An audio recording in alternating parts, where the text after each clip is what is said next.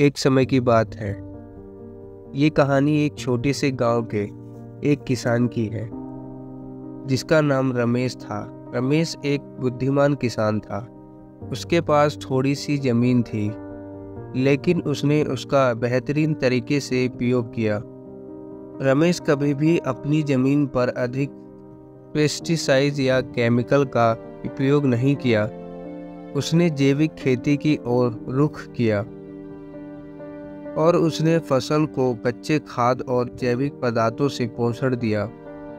इससे उसकी फसल स्वस्थ थी और उसकी गुणवत्ता भी बेहतरीन थी। एक दिन गांव में एक अधिकारी आया और रमेश से पूछा, रमेश, तुम्हारी जमीन पर किस प्रकार का जैविक पदार्थ उपयोग होता है और क्या तुम पेस्टिसाइड केमिकल का उपयोग करते हो? रमेश मुस्कुराया और बोला, महोदय, मैं तो जैविक खेती करता हूँ। मैं अपनी खाद खुद बनाता हूँ और पेस्टिसाइड केमिकल का कभी भी उपयोग नहीं करता।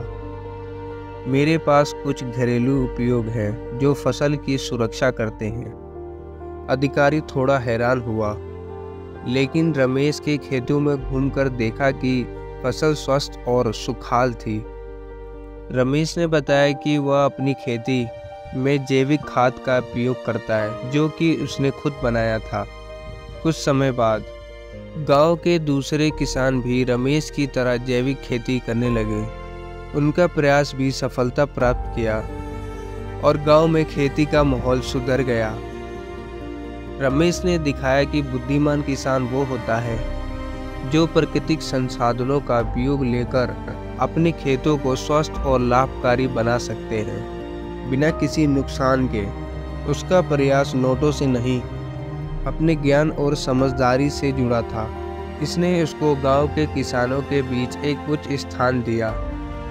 मैं हूं आपका मोटिवेशनल कहानी वाला। वीडियो अच्छी लगी है तो लाइक करें और ऐसी मोटिवेशनल कहानियों के लिए हमारे चैनल को सब्सक्राइब करें। धन्यवाद।